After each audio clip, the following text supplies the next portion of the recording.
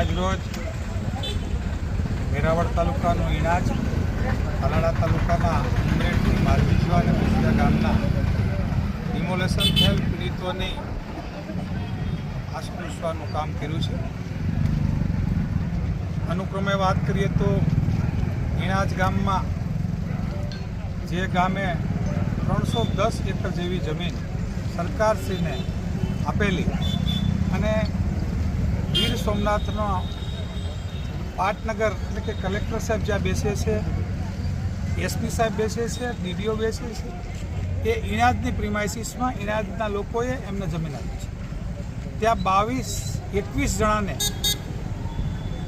Road ઉપર એમનો રોજીરોટી માટેની છેલ્લા 29 વર્ષથી દુકાનો હતી. એમાંથી 7 લોકો મધ્યમ વર્ગના હતા અને 14 લોકો જે સંપૂર્ણ ગરીબી આના ઉપર એમનું જીવન ધોરણ હતું. તે તમામને બેરોજગાર બનાવી દીધા. સરકારની જવાબદારી પ્રસ્થાપિત કરવાને બદલે વિસ્થાપિત કરી દીધા.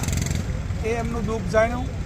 જે ગામે સૌથી વધારે વેરાવળ તાલુકામાં સરકારને જમીનો આપેલી એમની રોજીરોટી જ્યારે છીનવી, ત્યારે અમે તંત્ર પાસે જઈને વિનંતી કરશું કે એમને 21 દુકાનો જ્યાં હાલ અશ્વક કેન્દ્રની આગળ એમને હંગામી ધોરણે કામ ચલાવ રીતે એમનો ધંધો ચાલુ થાય એવી મારી અપીલ છે.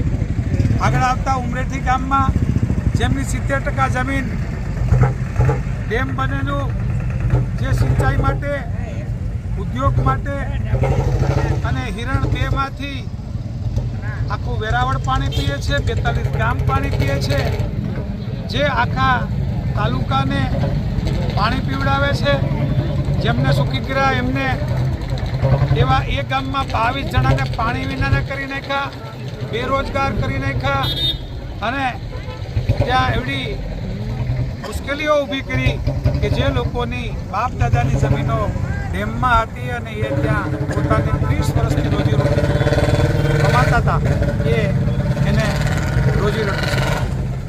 એમના માટે પણ અમે કલેક્ટર સાહેબને મળીને રજૂઆત પણ કરવાના. એમનાથી આ સનાતન હિન્દુએ ઝટી લીધી અને 100 કિલોમીટરમાં નથી આવવા દીધા. અમને શરૂઆત ચૂંટણી પછી કરી. જો ચૂંટણી પહેલાં કરી હોત તો મને એમ લાગે કે સૌરાષ્ટ્ર ઝૂંટવાઈ જાત. આવતા વખતે એમણે એમના કઠણાઈના સુકૂન આપે છે કે જે લોકો ગરીબ છે એની અરે વિકાસના નામે એના મકાન પાડી નાખવા, એમની દુકાનો ઝટી લેવાનો, એનો વ્યવસાય ઝટી લેવાનો, એને રોડ ઉપર લાવી દેવાનો, એને કયો વિકાસ કહેવાય?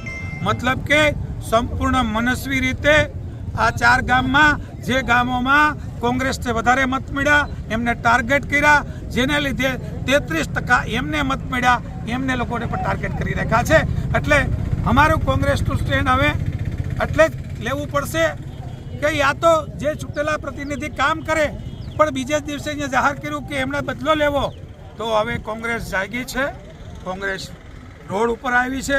અમારા જિલ્લાના પ્રમુખ કરશનભાઈ, અમારા પૂર્વ પ્રમુખ મનસુખભાઈ, અહીંથી રામસિંહભાઈ, ભીખાભાઈ ઠુમર, ભાઈ નારાયણભાઈ ભંડેરી, અમારા ડાયાભાઈ, એમ કરીને અમારા ડીબી સોલંકી, બધા જ લોકો અમે આ સાથે રહીને લોકોને જાગૃત કરશું, સરકાર સામે લડત કરશું.